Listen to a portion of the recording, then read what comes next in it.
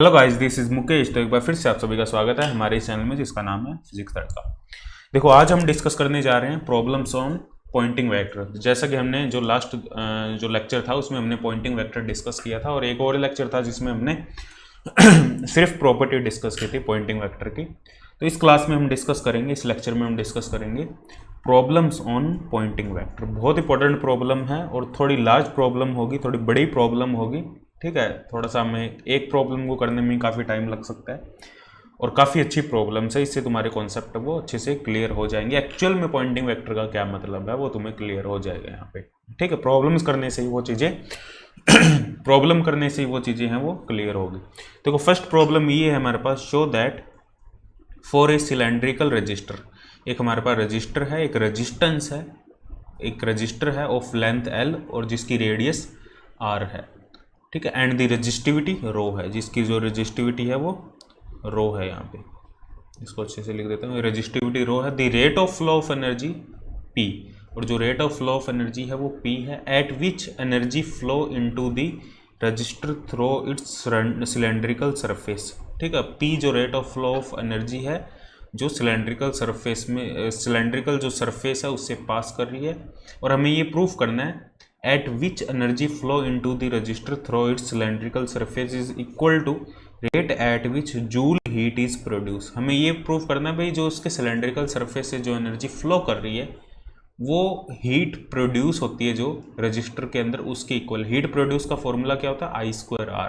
देखो क्या कह रहा है क्वेश्चन में, समझने की कोशिश करो, पहले क्वेश्चन को समझने की कोशिश करो, तब जाके तुम सॉल्यूशन है वो अप्रोच कर पाओगे। क्वेश्चन में क्या है, हमारे पास एक सिलेंड्रिकल वायर है। ठीक है, इस टाइप से एक सिलेंड्रिकल वायर है। यहाँ मैं एक वायर बना देता हूँ। ये एक सिलेंड्रिकल वायर है, या कह सकते हैं एक रजिस्टर है। ठीक है, जिसका एक रेजिस्टेंस है, जिसकी रजिस्टिविटी रो है। ये इसकी एक्सिस है, और इसकी जो रेडियस है वो गिवन है, R रेडियस है इसकी। ठीक है, और इसकी रजिस्टिविटी रो गिवन है हमें। और क्या गिवन है यहाँ पे देख सकते हो, हाँ, और इसकी लेंथ L है। इस रजिस्टर की लेंथ L और इसकी रजिस्टिविटी रो है। अब ये यहाँ पे बोल रहा है भाई, जो P है वो rate of flow of energy है थ्रू द सरफेस। ठीक है, ये यहाँ पे क्वेश्चन में बोल रहा है जो P है वो rate of flow of energy है। ध्यान से समझना, rate of flow of energy.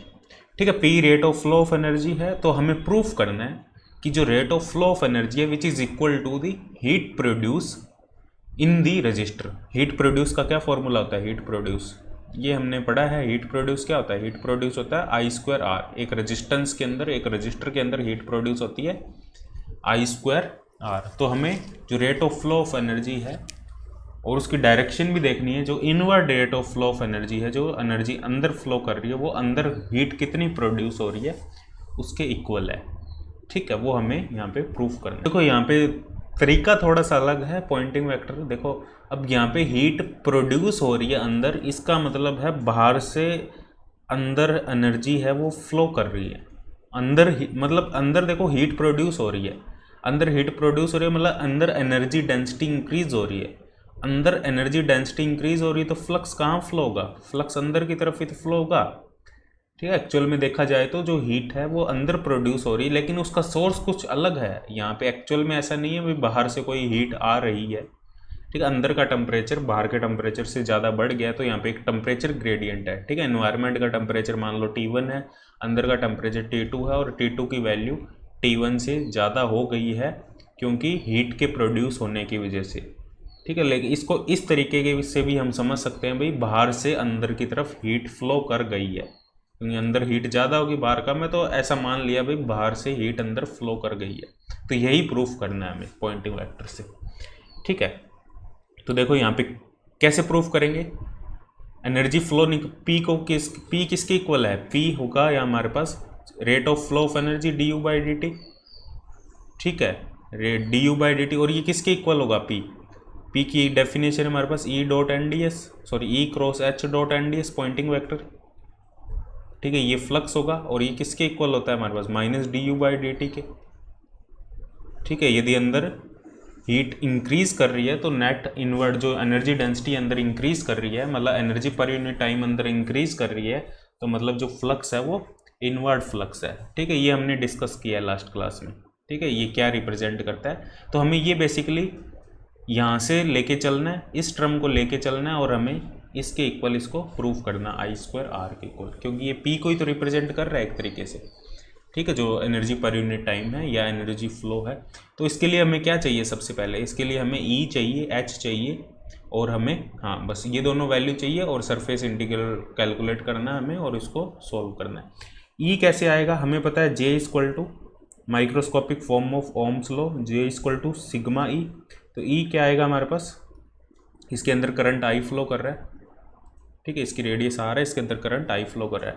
तो E क्या है हमारे पास, E है J/सिग्मा और 1/सिग्मा हमें पता है रेजिस्टिविटी, रो लिख सकते हैं इसको, तो J रो लिख सकते हैं इसको हम। E आ गया हमारे पास J रो, और जो J होगा वो होगा करंट पर यूनिट एरिया।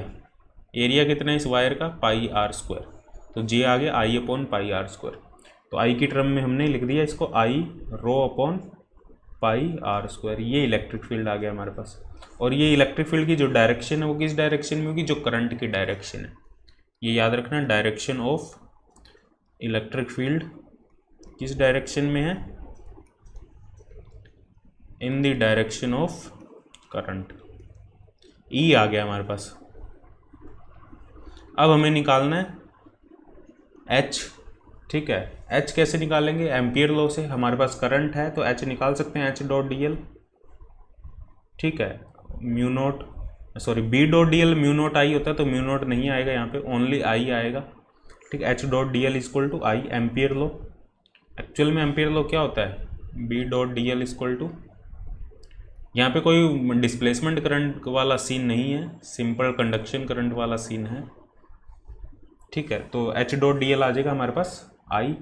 अब H.dl, H की वैल्यू कैसे कैलकुलेट करेंगे, एम्पियर लॉ हम कैसे यूज़ करते हैं, अंदर हमें मान लो किसी पॉइंट पे H कैलकुलेट करना है, सरफेस पे हम कैलकुलेट करेंगे बेसिकली, लेकिन हम पहले अंदर कैलकुलेट करते हैं।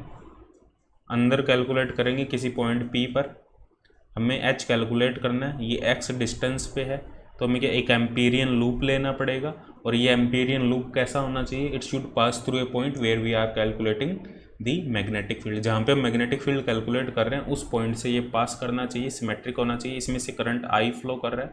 तो इसको हम I को ऐसे भी लिख सकते हैं J.ds, ठीक है। और J है हमारे पास करंट डेंसिटी, तो इसको हम इस एरिया में से हम देख रहे हैं, जो स्मॉल लूप लिया, इस एरिया में से टोटल कितना करंट पास कर रहा है। I को हमने J.ds लिख दिया, और जो सरफेस एरिया इसका, ये जो लूप लिया इसका जो सरफेस एरिया वो है πx²।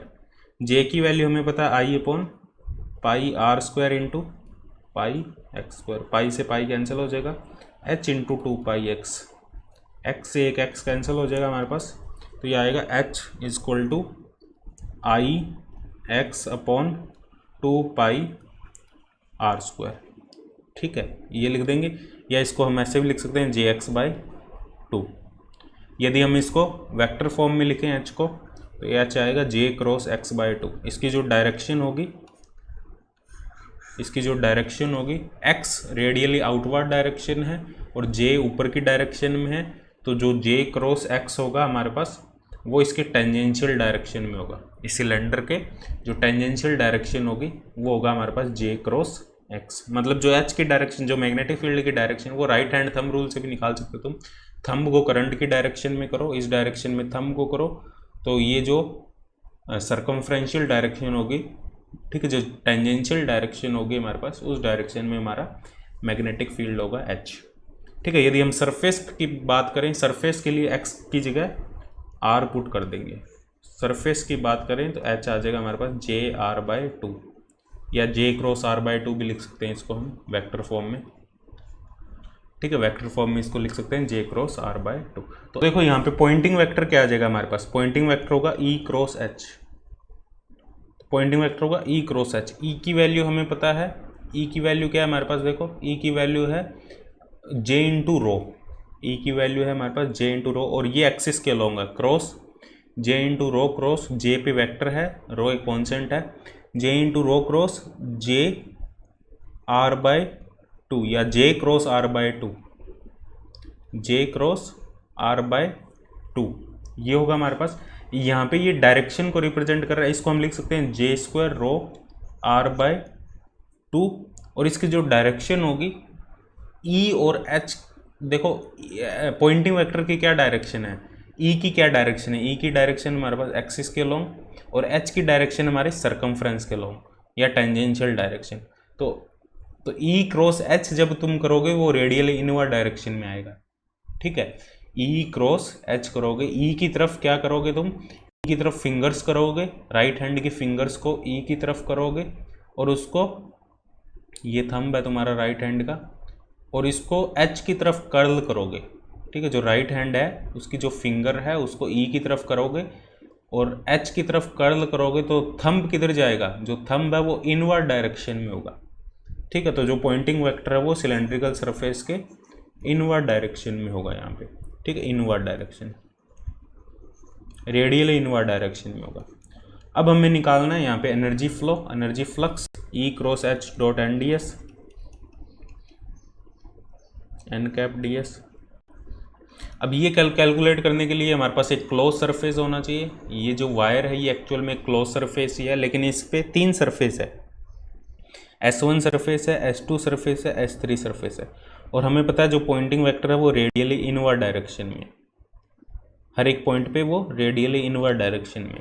तो S1 सरफेस है, इसका जो यूनिट वेक्टर है वो एन कैप इधर होगा। S2 सरफेस का जो यूनिट वेक्टर है एन कैप वो नीचे की तरफ होगा, और S3 सरफेस का जो यूनिट वेक्टर है वो बाहर की तरफ होगा। तो यहाँ पे S1 सरफेस और S2 सरफेस पे देख सकते हो जो एंगल है पॉइंटिंग वेक्टर में और एन कैप में वो 90 डिग्री का है, तो ये टर्म जीरो हो जाएगी, ठीक है। E cross H dot N D s for S1 surface, E cross H dot N D s for S2 surface, E cross H dot N D s for S3 surface, ठीक है। ये हमें calculate करना है। ये दोनों तो zero हो जाएगी टर्म S1 S2 वाले, क्योंकि 90 डिग्री का एंगल है ई क्रॉस एच और एन कैप में, क्योंकि ई क्रॉस एच है वो रेडियली इनवर्ड डायरेक्शन में है और एन कैप है वो इसके परपेंडिकुलर डायरेक्शन में है for S1 and S2 surface. S3 पे वो दोनों अपोजिट डायरेक्शन में, एक इनवर्ड है तो एक आउटवर्ड है, तो मतलब वहाँ पे नेगेटिव साइन आ जाएगा। ई क्रॉस एच यहाँ पे आ जाएगा cos 180 डी एस। कोस 180 क्यों आया, क्योंकि ये 90 का एंगल बन रहा है, 180 का एंगल बन रहा है। ई क्रॉस एच अंदर है तो एन कैप यहाँ पे बाहर है। एन कैप हमेशा आउटवर्ड होगा क्लोज सरफेस के, यदि हमारे पास कोई क्लोज सरफेस हो एन कैप लेना है, एन कैप कभी भी अंदर नहीं लेंगे, एन कैप हमेशा बाहर की तरफ लेंगे हम, ठीक है। तो ये आएगा minus E cross H D S, और डी एस ये किसका सरफेस एरिया है, जो सिलेंड्रिकल सरफेस है, क्लोज सरफेस है। ई क्रॉस एच की वैल्यू हमें पता है J square, E cross H हमने कैलकुलेट किया है J square rho R by 2, और सिलेंड्रिकल सरफेस का जो एरिया है वो कितना है 2 पाई आर एल, ठीक है। एल इसकी लेंथ है। तो इसको जब सोल्व करेंगे हमारे पास ये क्या आएगा, देखो जे की वैल्यू यहाँ पे पुट कर दो, जे है हमारे पास आई अपॉन पाई आर स्क्वायर, जे की वैल्यू पुट कर दो यहाँ पे, आई के टर्म्स में हम ये निकाल सकते हैं, तो ये आ जाएगा minus I square upon pi square r की power 4 rho r by 2 into 2 pi r l, ठीक है। तो ये क्या आ जाएगा, देखो ये आ जाएगा हमारे पास minus I square into rho, और यहाँ पे आ जाएगा 2 से 2 कैंसिल हो जाएगा, एक पाई से एक पाई कैंसिल हो जाएगा, तो नीचे बचेगा हमारे पास पाई आर स्क्वायर, नीचे बचेगा पाई आर स्क्वायर इंटू रो के साथ आ जाएगा हमारे पास एल, ठीक है। तो इसको हम लिख सकते हैं, देखो इसको हम क्या लिख सकते हैं, minus I square into rho L by A area हो गया, एल लेंथ होगी, इसको हम लिख सकते हैं रेजिस्टेंस आई स्क्वायर आर। तो ये हमारे पास जो पावर है वो क्या आ गई माइनस आई स्क्वायर आर। इसका मतलब क्या है, किसी वायर में एक हीट प्रोड्यूस हो रही है, हीट प्रोड्यूस हो रही है मतलब वहाँ पे ये एक वायर है हमारे पास एल लेंथ की, ठीक है, जिसकी रजिस्टिविटी रो है, इसके अंदर हीट प्रोड्यूस हो रही है I square r, I square r heat produce हो रही है। इसका मतलब है जो एनर्जी डेंसिटी अंदर इंक्रीज कर रही है, एनर्जी डेंसिटी अंदर इंक्रीज कर रही है, मतलब जो नेट फ्लक्स है वो एनर्जी जो फ्लक्स है वो इनवर्ड डायरेक्शन में, और कितना होगा वो माइनस आई स्क्वायर आर। क्यों माइनस होगा, क्योंकि वो अंदर फ्लो कर रही है हीट, क्योंकि अंदर इंक्रीज कर रही है, एनर्जी डेंसिटी है, एनर्जी डेंसिटी इंक्रीजिंग, उसके बाद टेम्परेचर डिफरेंस की वजह से वो बाहर फ्लो करने लगेगी, वो अलग बात है, उसकी अब अभी बात नहीं कर रहे कि वो जो टेम्परेचर डिफरेंस की वजह से वो एनवायरनमेंट में फ्लो करने लगेगी, वो एक अलग चीज़ है। लेकिन अंदर प्रोड्यूस हो रही है, मतलब अंदर इंक्रीज हो रही है। अब इसका मतलब ये है, लेकिन उसका जो सोर्स है वो तो अंदर ही है, कहीं कोलिजन की वजह से और इलेक्ट्रॉन के आपस में टकराने की वजह से वो हीट प्रोड्यूस हो रही है, उसका सोर्स अंदर है। लेकिन इसको हम रिलेट ऐसे कर सकते हैं ना भाई, अंदर इंक्रीज कर रही है तो जो नेट फ्लक्स है वो इनवर्ड फ्लक्स है, इसको ऐसे रिलेट कर सकते हैं। ठीक है, जो नेट फ्लक्स है, और ऐसा नहीं है भाई बाहर से कोई हीट आ रही है और ये अब्जॉर्ब कर रहा है, अंदर हीट प्रोड्यूस हो रही है, बाहर हीट कम है। ठीक है, अंदर हीट प्रोड्यूस हो रही है, तो ऐसा मान सकते हैं भाई वो अंदर फ्लो कर रही है यहाँ। ठीक है, अब डिस्कस करते हैं हम नेक्स्ट क्वेश्चन। अब हम डिस्कस करते हैं second question on Poynting vector. देखो बहुत ही अच्छा क्वेश्चन है ये। पैरेलल प्लेट कैपेसिटर है एक हमारे पास, एज शोन इन फिगर। ठीक है, फिगर दिखाऊंगा, नीचे बनाया हुआ फिगर। ठीक है, इज बीइंग चार्ज्ड। ठीक है, उसको हम चार्ज कर रहे हैं, एक कैपेसिटर है उसको चार्ज किया जा रहा है। ठीक है, पोटेंशियल लगा के कैसे भी चार्ज कर सकते हो। Show that the rate at which energy flow into the capacitor from the surrounding space is equal to rate at which stored electric energy increase. अब ये कह रहा है शो करना है कि जो उसके अंदर एनर्जी स्टोर्ड हो रही है कैपेसिटर के अंदर, वो इक्वल है, किसके इक्वल है, जो सराउंडिंग से एनर्जी कैपेसिटर के अंदर फ्लो हो रही है। एक्चुअल में देखो फिजिकली देखा जाए तो there is no flow of energy from the surrounding, लेकिन हमारे पास एक इक्वेशन है, यदि किसी वॉल्यूम के अंदर एनर्जी इंक्रीज हो रही है तो हम उसको रिलेट कर सकते हैं from the Poynting vector that some energy is flowing into that particular volume. ठीक है, ये हमने डिस्कस किया है पॉइंटिंग वेक्टर थ्योरम से। पॉइंटिंग वेक्टर थ्योरम से हमने क्या डिस्कस किया है, यदि वॉल्यूम वी में एनर्जी इंक्रीज हो रही है तो मतलब बाहर से कोई एनर्जी फ्लक्स है वो इंक्रीज कर रहा है, लेकिन एक्चुअल में उसका सोर्स अंदर हो कहीं ना कहीं। ठीक है, उसकी हम बात ही नहीं कर रहे हैं यहाँ पे, वो एक अलग केस हो जाएगा भाई, अंदर एनर्जी सोर्स है उसकी वजह से एनर्जी अंदर इंक्रीज कर रही है। ठीक है, लेकिन हम इसको इस टाइप से रिलेट कर सकते हैं, यदि किसी वॉल्यूम में अंदर एनर्जी इंक्रीज कर रही है तो मतलब सराउंडिंग से वो एनर्जी है वो फ्लो कर रही है, और उसको हम इस टाइप से रिलेट कर सकते हैं पॉइंटिंग वेक्टर से। ठीक है, अब देखो इसको हमें प्रूफ करना है, जो पावर है, जो एनर्जी फ्लो हो रही है वो इसके इक्वल होनी चाहिए। ये सिलेंड्रिकल सरफेस है हमारे पास। ठीक है, ये सिलेंड्रिकल सरफेस है, सॉरी पैरेलल प्लेट कैपेसिटर है, सिलेंड्रिकल सरफेस नहीं है, पैरेलल प्लेट कैपेसिटर है, जिसकी रेडियस r है और जिसकी जो डिस्टेंस है वो h है। इलेक्ट्रिक फील्ड की ये डायरेक्शन होगी E से h। ठीक है, तो हमें सबसे पहले पॉइंटिंग थ्योरम का यूज़ करना है। पॉइंटिंग थ्योरम क्या है हमारे पास, E cross h dot N D S equal to minus D you by D T, ये पॉइंटिंग थ्योरम है। हम दोनों साइड, ये साइड भी हम करेंगे और ये साइड भी करेंगे, और दोनों इक्वल आनी चाहिए। ठीक है, यही प्रूफ करने के लिए कह रहा है ये कि जो एनर्जी फ्लो, ये एनर्जी फ्लो को रिप्रेजेंट करता है, ये टोटल एनर्जी अंदर कितनी चेंज हो रही है उसको रिप्रेजेंट करता है, और दोनों इक्वल आनी चाहिए। इसके लिए हमें क्या कैलकुलेट करना पड़ेगा, इलेक्ट्रिक फील्ड कैलकुलेट करना पड़ेगा, मैग्नेटिक फील्ड कैलकुलेट करना पड़ेगा, फिर उसका हमें सरफेस इंटीग्रल लेना पड़ेगा। ठीक है, तो मैग्नेटिक फील्ड कैलकुलेट, अब यहाँ पे जो एनर्जी फ्लो हो रही है इसके अंदर जो एनर्जी, वो किसी करंट की वजह से नहीं है, वो डिस्प्लेसमेंट करंट की वजह से है। यहाँ पे जो सोर्स है वो डिस्प्लेसमेंट करंट है, जो H का सोर्स है, मैग्नेटिक फील्ड का सोर्स है। इलेक्ट्रिक फील्ड की टर्म में ही बात कर रहे हैं। इलेक्ट्रिक फील्ड को इसने E ले लिया है, उसको हम भी E ले लेते हैं इलेक्ट्रिक फील्ड को। जो E है वो टाइम का फंक्शन है, कोई फॉर्मूला नहीं लिखा, E को डायरेक्ट E लिख लेते हैं। तो H को हम E की टर्म में रिप्रेजेंट कर सकते हैं। कैसे रिप्रेजेंट कर सकते हैं, हमें पता है जो करंट डिस्प्लेसमेंट करंट डेंसिटी का फॉर्मूला है वो है epsilon naught D by D T. यहाँ पे जो रोल होगा वो डिस्प्लेसमेंट करंट डेंसिटी का होगा, क्योंकि स्पेस है, खाली स्पेस है, कोई कंडक्शन करंट नहीं है, सिर्फ डिस्प्लेसमेंट करंट की वजह से यहाँ पे मैग्नेटिक फील्ड प्रोड्यूस होगा। तो मैग्नेटिक फील्ड कितना प्रोड्यूस होगा डिस्प्लेसमेंट करंट की वजह से, H dot D L, ampere law लगा देंगे हम, H dot D L equal to J D dot D S. इसको हम ये भी लिख सकते हैं epsilon naught D by D T dot D S. ठीक है, और ये क्या आ जाएगा एप्सिलॉन नॉट डी, यहाँ पे जो एंगल है D by D T electric field, और जो हमारा ये जो सरफेस होगा, जो सरफेस हम लेंगे जिसके क्रॉस हम डिस्प्लेसमेंट करंट फाइंड करेंगे, ये एक सरफेस लेंगे हम। ठीक है, ये लूप लेंगे कैपिरियन लूप। इस पॉइंट पे यदि हम मैग्नेटिक फील्ड फाइंड कर रहे हैं, यदि हम बाहर वाले पॉइंट पे फाइंड कर रहे हैं तो हम ये एम्पीरियन लूप लेंगे। ठीक है, इसमें से कितना डिस्प्लेसमेंट करंट पास कर रहा है वो हम कैलकुलेट करें। एक्चुअल में कोई फिजिकल करंट पास नहीं कर रहा, लेकिन इसको हम कंसिडर कर सकते हैं कि इस एरिया में से कितना जो करंट है, डिस्प्लेसमेंट करंट, वो पास कर रहा है, उसको हम कैलकुलेट कर सकते हैं यहाँ पे। ठीक है, तो ये ई की डायरेक्शन और डी एस की डायरेक्शन है जो सेम ही डायरेक्शन में होगी।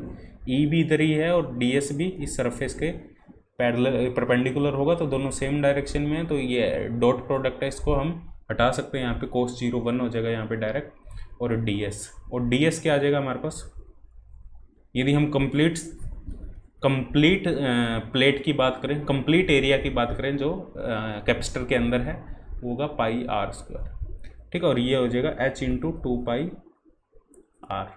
ठीक है, तो ये क्या आ जाएगा, यहाँ से r से एक r कैंसिल हो जाएगा, पाई से एक पाई कैंसिल हो जाएगा, तो ये आ जाएगा h equal to epsilon naught by 2 pi D by D T, और r भी एक साथ है, epsilon naught by 2 pi r D by D T. ठीक है, ये हमारे पास h आ जाएगा, पाई नहीं आएगा यहाँ पे, ओनली r आएगा, epsilon naught r, epsilon naught by 2 r D by D T. ये हमारे पास मैग्नेटिक फील्ड होगा। अब इस मैग्नेटिक फील्ड की जो डायरेक्शन है वो किस डायरेक्शन में होगी, इलेक्ट्रिक फील्ड की डायरेक्शन में नहीं होगी। यहाँ पे मैग्नेटिक फील्ड की जो डायरेक्शन है वो टेंजेंशियल डायरेक्शन होगी, इस कैपेसिटर के टेंजेंशियल डायरेक्शन में होगी। टेंजेंशियल डायरेक्शन है तो यहाँ से हम s निकाल सकते हैं, E क्रॉस h, और इसको हम लिख सकते हैं ई एच साइन 90, क्योंकि दोनों परपेंडिकुलर डायरेक्शन में, एक टेंजेंशियल डायरेक्शन में, एक एक्सिस के लॉन्ग है। एक एक्सिस, जैसे हमने पहले वाले क्वेश्चन में किया था, ई एक्सिस के लॉन्ग है और एक टेंजेंशियल डायरेक्शन में, दोनों परपेंडिकुलर है आपस में। ठीक है, परपेंडिकुलर है तो साइन 90 आ जाएगा, तो दोनों को डायरेक्ट मल्टीप्लाई कर दो ई और एच को, तो epsilon naught by 2 are E into D by D t. E तो डायरेक्ट ई है, ई का कोई फॉर्मूला नहीं है, सिर्फ टाइम डिपेंडेंट ई है। ठीक है, कोई रिलेशन अभी तक हमें नहीं पता, कोई चार्ज गिवन नहीं है क्वेश्चन में कितना चार्ज है जिससे हम ई निकाल पाए, बस ई को डायरेक्ट हमने ई लिख दिया, epsilon naught r E into D by D T, ये एस आ गया। अब E cross H dot N D S क्या होगा, अब इसमें हमारे पास कितने सरफेस है, ये क्लोज सरफेस के लिए हम बात कर रहे हैं। ठीक है, जिसने एक वॉल्यूम वी को क्लोज कर रखा है, तो इसमें 3 सरफेस है बेसिकली हमारे पास। जो सिलेंडर, जो कैपेसिटर है, बार बार सिलेंडर बोल रहा हूँ, ये कैपेसिटर है, इसके 3 सरफेस है, S1, S2 and S3। S1, और हमें पता है जो E क्रॉस H की डायरेक्शन है वो रेडियली इनवर्ड डायरेक्शन है। E क्रॉस H की जो डायरेक्शन है वो रेडियली इनवर्ड डायरेक्शन है, तो S1 और S2 के लिए तो 0 हो जाएगा, क्योंकि n कैप और n कैप ये दोनों परपेंडिकुलर डायरेक्शन में होंगे, E क्रॉस H के परपेंडिकुलर डायरेक्शन में होंगे, तो S1 और S2 के लिए ये जो टर्म है वो 0 हो जाएगी, सिर्फ S3 के लिए होगी हमारे पास, E cross H dot N D S only for S3 term. और S3 टर्म के लिए E क्रॉस H हमें पता है epsilon naught by 2 are E into D by D T dot D S, और हमें पता है पॉइंटिंग वेक्टर इनवर्ड है और एन कैप है वो आउटवर्ड डायरेक्शन में, या जो डी एस वैक्टर है वो आउटवर्ड डायरेक्शन में। एन डॉट लिख लो, एन कैप लिख लो, या डी एस वैक्टर लिख लो, एक ही बात है। यदि एन कैप लिखते हो तो डी एस के ऊपर वैक्टर नहीं लगाओगे, यदि डी एस के ऊपर वैक्टर लगाते हो तो एन कैप नहीं लिखोगे। तो ये हमारा दोनों 180 का एंगल बन रहा है दोनों के बीच में, तो ये नेगेटिव साइन आ जाएगा यहाँ पे, माइनस एप्सिलॉन नॉट बाय 2 को बाहर निकाल लिया हमने, आर को बाहर निकाल लिया, E D by D T को बाहर निकाल लिया, तो इसका सरफेस एरिया कितना है सिलेंडर का, सॉरी इस कैपेसिटर का जो सरफेस एरिया है, एक टाइप से सिलेंड्रिकल सरफेस एरिया होगा, 2 पाई आर रेडियस है और एच इसकी हाइट है। ठीक है, या दोनों प्लेट के बीच की सेपरेशन है, तो ये क्या आ जाएगा, 2 से 2 कैंसिल हो जाएगा हमारे पास, minus epsilon naught pi are square H E D by D t. तो ये हमारे पास होगा energy, E cross H dot N D s, energy flow, epsilon naught pi are square H E D by D t, मतलब अंदर कितनी energy flow कर रही है। ठीक है, अब ये किसके इक्वल होना चाहिए, minus D you by D t के। हमारे पास d you by D t क्या है, d you by D t, u क्या है, यू यहाँ पे जो अंदर इलेक्ट्रोस्टैटिक, कैपेसिटर के अंदर कौन सी एनर्जी स्टोर होती है, कैपेसिटर है, कैपेसिटर के अंदर कौन सी एनर्जी स्टोर होती है, ये तुम्हें पता है, by electrostatic energy stored in capacitor. कौन सी एनर्जी स्टोर्ड होती है? इलेक्ट्रोस्टैटिक एनर्जी स्टोर्ड होती है, ना मैग्नेटोस्टैटिक होगी, ना यहाँ पे कोई अंदर इस वॉल्यूम के अंदर कोई भी चार्ज पार्टिकल है जो मूव कर रहा है इधर से उधर। प्लेट पे है चार्ज पार्टिकल, लेकिन इस वॉल्यूम के अंदर कोई चार्ज पार्टिकल नहीं है जो इधर से उधर मूव कर रहा है। तो यहाँ पे सिर्फ कौन सी एनर्जी होगी? देखो हमारे पास एनर्जी में 3 टर्म है। जब हमने पॉइंटिंग वेक्टर डिस्कस किया था तो हमने डिस्कस किया था भाई एनर्जी के अंदर 3 टर्म है। एक तो half epsilon naught E square वाली टर्म थी, एक half mu naught H square वाली टर्म थी, और एक जे डॉट ई डीटो वाली टर्म थी। ठीक है, ये 3 टर्म थी हमारे पास। ये थी electrostatic energy density, magnetostatic energy density, और ये है कोई चार्ज पार्टिकल है यदि वो उस वॉल्यूम में किसी इलेक्ट्रिक फील्ड और मैग्नेटिक फील्ड के अंदर मूव कर रहा हो। ठीक है, उस चार्ज पार्टिकल की काइनेटिक एनर्जी। ये भी नहीं है यहाँ पे, मैग्नेटिक एनर्जी भी नहीं है यहाँ पे। देखिए मैग्नेटिक फील्ड है, इसका मतलब ये नहीं है यहाँ पे मैग्नेटिक एनर्जी स्टोर्ड हो रही है। ठीक है, मैग्नेटिक एनर्जी स्टोर्ड किस में होती है? कॉइल के अंदर। कॉइल के अंदर मैग्नेटिक एनर्जी स्टोर्ड होती है, और कैपेसिटर के अंदर हमारे पास इलेक्ट्रोस्टैटिक एनर्जी स्टोर्ड होती है। इसके अंदर क्योंकि चार्ज है वो स्टोर हो रहा है। इलेक्ट्रोस्टैटिक एनर्जी क्या होती है हमारे पास? Half epsilon naught E square, ये हमारे पास इलेक्ट्रोस्टैटिक एनर्जी होती है। ठीक है, ये हम टोटल एनर्जी की बात है, ये टोटल एनर्जी है, ये इलेक्ट्रोस्टैटिक एनर्जी डेंसिटी है। तो टोटल एनर्जी क्या होगी? Half epsilon naught E square into D tau, total volume. फिर कितना आ जाएगा? Half epsilon naught E square, total volume कितना है इस जो कैपेसिटर है इसका? पाई आर स्क्वायर एच, इसका जो टोटल वॉल्यूम है पाई आर स्क्वायर एच। तो ये हमारे पास होगी total energy stored inside the capacitor. Total energy stored inside capacitor, समझ आ रही है बात? Total energy stored inside the capacitor. ये तो थी हमारे पास एनर्जी डेंसिटी। एनर्जी डेंसिटी का वॉल्यूम इंटीग्रेशन ले लिया तो total energy stored inside the capacitor आ गई हमारे पास। अब इसका d you by D t करेंगे तो क्या आएगा हमारे पास? Half epsilon naught pi are square H, सिर्फ एक ही टाइम का फंक्शन है यहाँ पे इलेक्ट्रिक फील्ड, तो ये आ जाएगा 2E D by D T. 2 से 2 कैंसिल हो जाएगा, तो ये आ जाएगा epsilon naught pi are square H E D by D T. ये इसके इक्वल ही आ रहा है। देखो जो अंदर एनर्जी फ्लो कर रही है, ये देखो पॉइंटिंग वेक्टर वाला ये फॉर्मूला और ये फॉर्मूला दोनों सेम ही है। माइनस इसलिए है कि एनर्जी है वो अंदर फ्लो कर रही है, अंदर एनर्जी इंक्रीज हो रही है टाइम के साथ। ठीक है, एनर्जी इंक्रीज हो रही है तो मतलब जो एनर्जी है वो इनवर्ड फ्लो कर रही है। ठीक, आई होप ये क्लियर हुआ होगा क्वेश्चन तुम्हें। कैपेसिटर के अंदर एनर्जी इलेक्ट्रोस्टैटिक एनर्जी इंक्रीज कर रही है, मतलब जो नेट पॉइंटिंग वेक्टर है वो इनवर्ड होगा, मतलब जो नेट पावर है वो टाइम के साथ इनवर्ड फ्लो कर रही है। नेट एनर्जी फ्लक्स है वो अंदर की तरफ होगा, ये हमने यहाँ पे प्रूव किया है। ठीक है, अब हम डिस्कस करते हैं नेक्स्ट क्वेश्चन। तो अब हम डिस्कस करते हैं नेक्स्ट क्वेश्चन। देखो तीनों क्वेश्चन अलग अलग टाइप के हैं जो अभी तक हम डिस्कस कर रहे हैं पॉइंटिंग वेक्टर पे। पहले क्वेश्चन में हमने डिस्कस किया था जो सोर्स था वो कंडक्शन करंट था। ठीक है, जो यहाँ पे कंडक्शन करंट फ्लो हो रहा था, जो total physical current I flow हो रहा था। सेकंड क्वेश्चन में डिस्प्लेसमेंट करंट था, कैपेसिटर की प्रॉब्लम जो हमने डिस्कस की थी। और इस क्वेश्चन में हम, ये क्वेश्चन थोड़ा अलग टाइप का है, इसमें देखते हैं, इसमें मैग्नेटिक फील्ड चेंज हो रहा है टाइम के साथ। देखो ये क्वेश्चन क्या है, एक सेकेंड। देखो इस क्वेश्चन में क्या है, an infinite cylinder region of radius R and axis along Z direction. एक इनफाइनाइट सिलेंडर रीजन है ऑफ रेडियस आर है और जिसकी एक्सिस अलोंग जेड डायरेक्शन है। यूनिफॉर्मली इंक्रीज मैग्नेटिक इंडक्शन, जिसके अंदर जो मैग्नेटिक फील्ड है वो लगातार इंक्रीज कर रहा है और उसकी जो डायरेक्शन है वो भी जेड डायरेक्शन है। के कैप लिखा है, मतलब जेड डायरेक्शन में मैग्नेटिक फील्ड इंक्रीज कर रहा है उस इनफाइनाइट रीजन के अंदर। ठीक है, जो सिलेंड्रिकल रीजन है, जो हमारे पास एक सिलेंड्रिकल रीजन है, उसमें मैग्नेटिक फील्ड लगातार टाइम के साथ इंक्रीज कर रहा है। तो हमें क्या फाइंड करना है? पहले सबसे पहले तो यहाँ पे इन्होंने पूछा है, तो सबसे पहले इन्होंने क्या पूछा क्वेश्चन में? इन्होंने ये पूछा कि सबसे पहले हमें फाइंड करना है, find the induce electric field. और उसके बाद क्या फाइंड करने के लिए कह रहा है ये कह रहा है भाई Poynting vector at a point on the surface of cylinder, और जो सिलेंडर का सरफेस है उसके सरफेस पे तुम्हें पॉइंटिंग वेक्टर भी फाइंड करने के लिए बोल रहा है। और उसके बाद में क्या करना है? Show further the rate of change of energy per unit length of the cylinder is correctly accounted for in term of Poynting vector. मतलब वही प्रूफ करना है जो पॉइंटिंग थ्योरम है वो प्रूफ करनी है हमें। E cross H dot N D S equal to minus D you by D T, जो सरफेस इंटीग्रल है, मतलब पॉइंटिंग थ्योरम प्रूफ करने के लिए बोल रहा है। मतलब वही सेम प्रोसीजर जो हमने किया, लेकिन यहाँ पे सोर्स मैग्नेटिक फील्ड है वो टाइम के साथ चेंज हो रहा है, उन क्वेश्चन से डिफरेंट है ये। ठीक है, ये हमारे पास मान लो इन्फानाइट वायर है, एक रीजन है, ठीक है, जिसकी रेडियस आर है। वायर नहीं बोला इन्होंने, एक इन्फिनाइट रीजन बोला है, ठीक है, लॉन्ग वायर मान सकते हो तुम इसको, सिलेंड्रिकल वायर, जिसकी रेडियस यहाँ पे आर इन्होंने बोली है।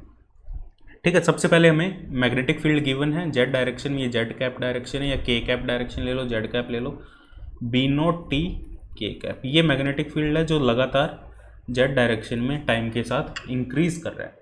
अब मैग्नेटिक फील्ड टाइम के साथ इंक्रीज कर रहा है, मतलब यदि हम कोई यहाँ पे एक लूप लें, एक ये लूप लें, इसके सरफेस एरिया से जो फ्लक्स है वो टाइम के साथ चेंज हो रहा है। ये एक आर रेडियस का हमने एक लूप ले लिया, यहाँ पे अलग से बना देता हूँ मैं, आर रेडियस का यदि हम एक लूप लें, इस लूप में से टाइम के साथ जो मैग्नेटिक फ्लक्स है फाई, मैग्नेटिक फ्लक्स है जो phi B dot N D S, ये जो मैग्नेटिक फ्लक्स है वो टाइम के साथ चेंज हो रहा है, क्योंकि मैग्नेटिक फील्ड टाइम के साथ चेंज हो रहा है तो फ्लक्स भी टाइम के साथ चेंज हो रहा है। फ्लक्स टाइम के साथ चेंज हो रहा है तो यहाँ पे इस लूप में एक ईएमएफ प्रोड्यूस होगा, इस लूप में एक ईएमएफ प्रोड्यूस होगा। इस ईएमएफ से हम इलेक्ट्रिक फील्ड की वैल्यू कैलकुलेट करेंगे। तो सबसे पहले इस लूप को मैं यहाँ बना देता हूँ, ये लूप है हमारे पास, इसमें से फ्लक्स चेंज हो रहा है, ये जेड डायरेक्शन है, ठीक है, इसमें से इसकी ओरिएंटेशन हम ये ले लेते हैं, ये ओरिएंटेशन है इस लूप की, ये मैग्नेटिक फील्ड इस डायरेक्शन में है जो टाइम के साथ चेंज हो रहा है, इसलिए हमने लूप की ओरिएंटेशन ये लिए ताकि मैग्नेटिक फील्ड को हम पॉजिटिव ले सकें।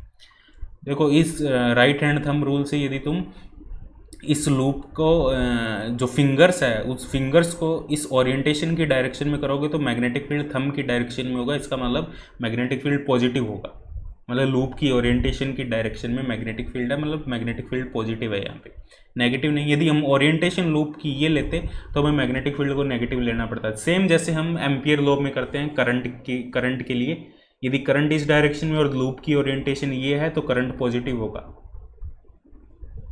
और नीचे जाने वाला जो करंट है वो नेगेटिव होगा।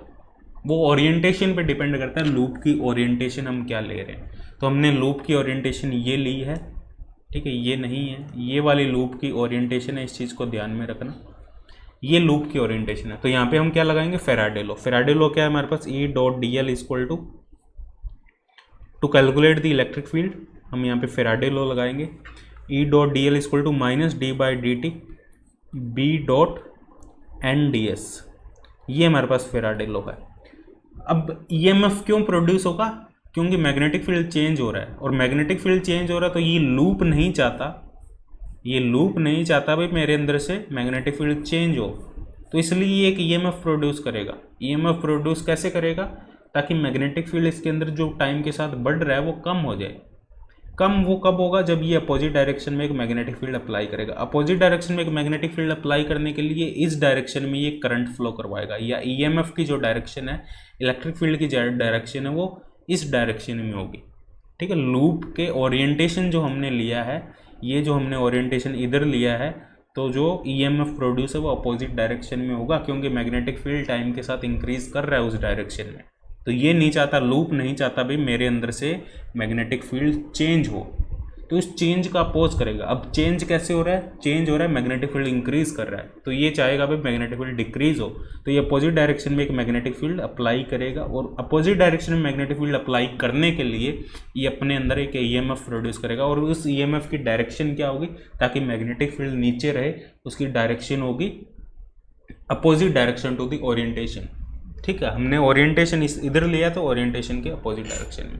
ओरिएंटेशन तुम इधर भी ले सकते हो, कोई उसमें फ़र्क नहीं पड़ेगा, फिर उस केस में मैग्नेटिक फील्ड नेगेटिव हो जाएगा। यदि ओरिएंटेशन तुम ये लेते हो लूप का, ठीक है, तो उसमें मैग्नेटिक फील्ड को तुम्हें ऑलरेडी नेगेटिव लेना पड़ेगा, नेगेटिव पॉजिटिव हो जाएगा, वो पॉजिटिव हो जाएगा, तो जो ईएमएफ है वो भी इधर ही होगा, ईएमएफ तो इधर ही रहेगा, और जो ईएमएफ है वो तो इधर ही रहेगा, लेकिन मैग्नेटिक फील्ड ओरिएंटेशन तुम लूप का इधर भी ले सकते हो, इधर भी ले सकते हो, ठीक है। वो मैग्नेटिक फील्ड का साइन चेंज हो जाएगा, मैं या तो पॉजिटिव होगा या नेगेटिव होगा, ठीक है। वो यदि नेगेटिव होगा तो उसके लिए तुम यहाँ पे बी को नेगेटिव ले लोगे, ये नेगेटिव पॉजिटिव हो जाएगा already.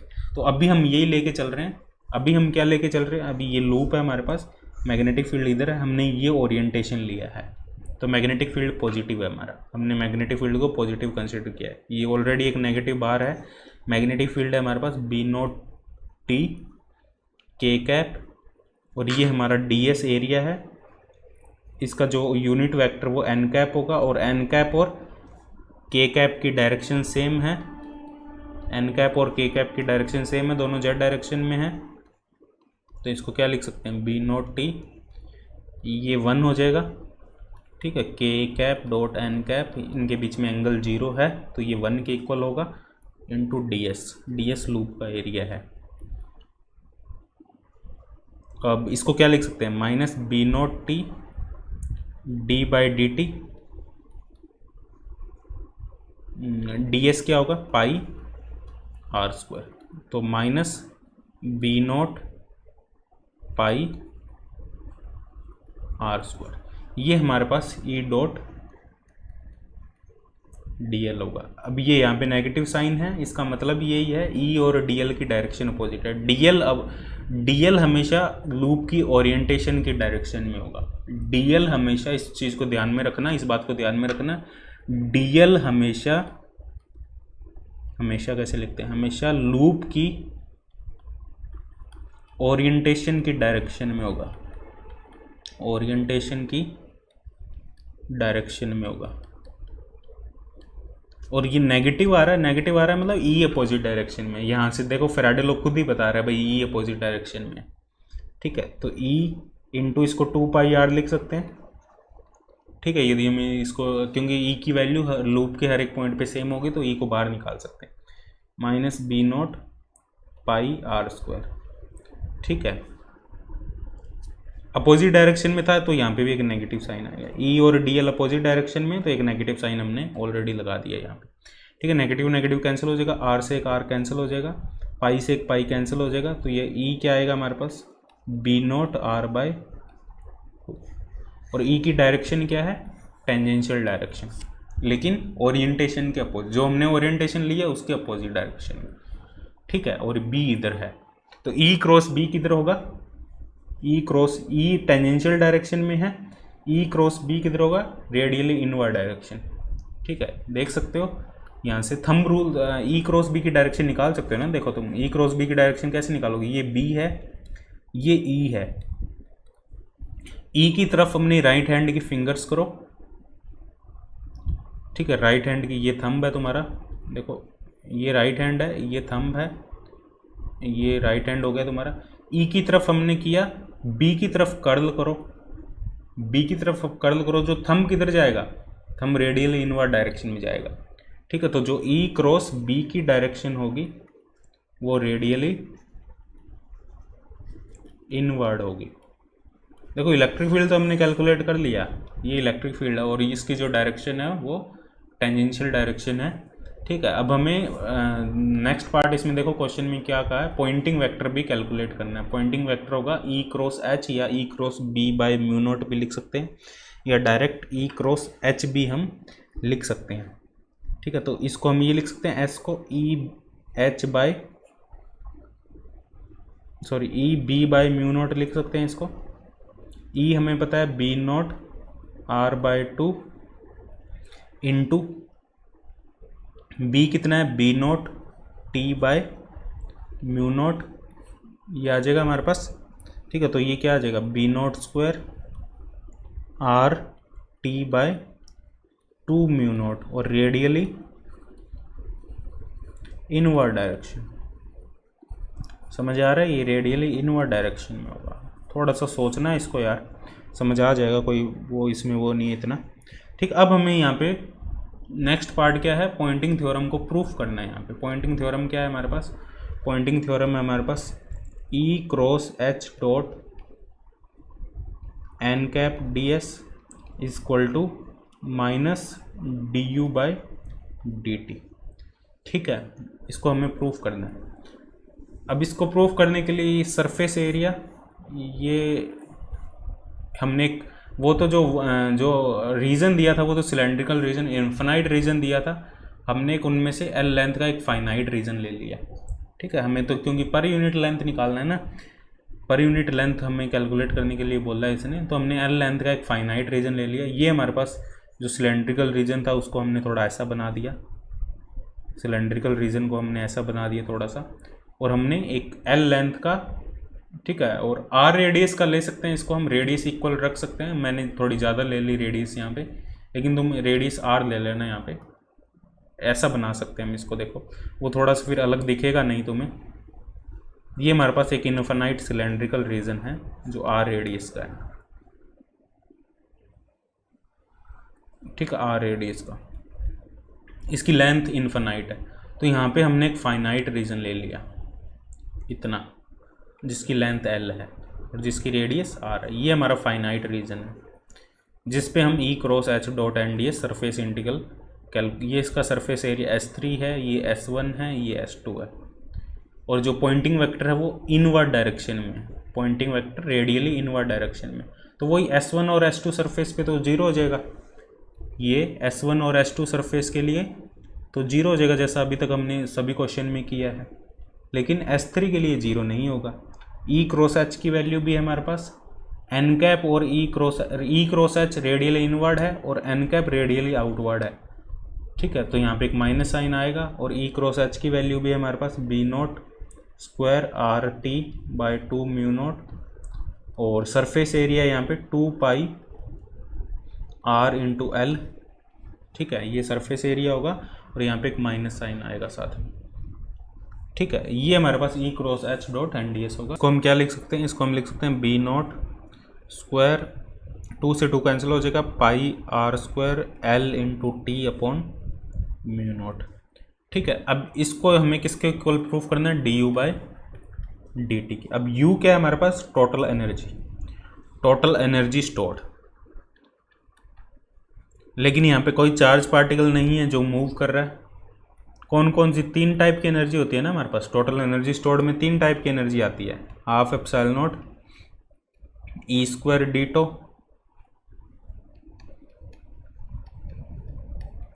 H square D tau, ये 3 टाइप की एनर्जी आती है, वो माइनस में होती है, ये हमारे पास minus J dot E dot.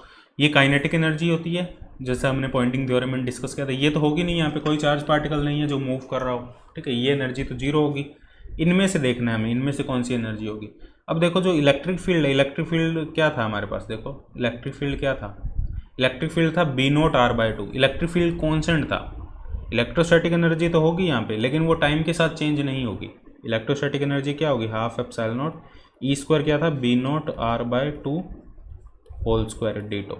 Electrostatic energy तो है, लेकिन ये टाइम के साथ चेंज नहीं हो रही, क्योंकि यहाँ पे कोई भी टाइम का फैक्टर नहीं है। जब इसको d you by D T करोगे तो वो जीरो हो जाएगा, तो ये ऑलरेडी जीरो हो जाएगी जब इसको d you by D t करेंगे। तो सिर्फ कौन सी एनर्जी बची, half mu naught H square, half mu naught H square D t. तो हाफ म्यू नॉट एच को क्या लिख सकते हैं, B square by mu naught square D t. B की वैल्यू हमें पता है, बी की वैल्यू क्या है, देखो B naught t square, B naught t का whole square mu naught square, और डी टो वॉल्यूम कितना आ जाएगा, टोटल वॉल्यूम कितना है, जितना हमने एरिया लिया है, ये जो सिलेंड्रिकल सरफेस लिया है इसका एरिया कितना है, टोटल वॉल्यूम कितना है इसका, पाई आर स्क्वायर इंटू एल, ठीक है। तो ये क्या आ जाएगा, म्यू नॉट से एक म्यू नॉट कैंसिल हो जाएगा, B naught square t square by 2 mu naught pi are square l, ठीक है। तो ये हमारे पास टोटल एनर्जी स्टोर्ड होगी। अब इसका टाइम डेरिवेटिव क्या होगा, बी नॉट स्क्वायर 2 से 2 कैंसिल हो जाएगा, टी बचेगा ओनली, टाइम डेरिवेटिव लेंगे तो ये 2t होगा, 2 से 2 कैंसिल हो जाएगा, mu naught pi are square l, ठीक है। ये देखो सेम आ रहा है, और देखो ये वाली term pi are square l t. अब माइनस को छोड़ दो एक बार, माइनस वो रेडियल इनवर्ड है इस वजह से वो माइनस आ रहा है, B naught square pi are square l t by mu naught, और नीचे वाला टर्म देखो B naught square t pi are square, हाँ एल बाई म्यू नॉट, दोनों इक्वल है, तो ये भी प्रूफ होता है यहाँ से। लेकिन एनर्जी टाइम के साथ कौन सी चेंज हो रही है यहाँ पे, मैग्नेटोस्टैटिक एनर्जी है, तो ये टाइम के साथ चेंज हो रही है। इलेक्ट्रोस्टैटिक एनर्जी है यहाँ पे half epsilon naught E square, लेकिन वो टाइम के साथ चेंज नहीं हो रही, वो कॉन्स्टेंट है टाइम के साथ, ठीक है। जो चेंज हो रही है वो यही है। तो मैग्नेटिक एनर्जी मतलब जो अंदर एनर्जी फ्लो कर रही है इस सिलेंडर के अंदर, जो एनर्जी फ्लो कर रही है वो कौन सी एनर्जी को इंक्रीज़ कर रही है, मैग्नेटोस्टैटिक एनर्जी को इंक्रीज़ कर रही है टाइम के साथ, जो यहाँ पे है, ठीक है।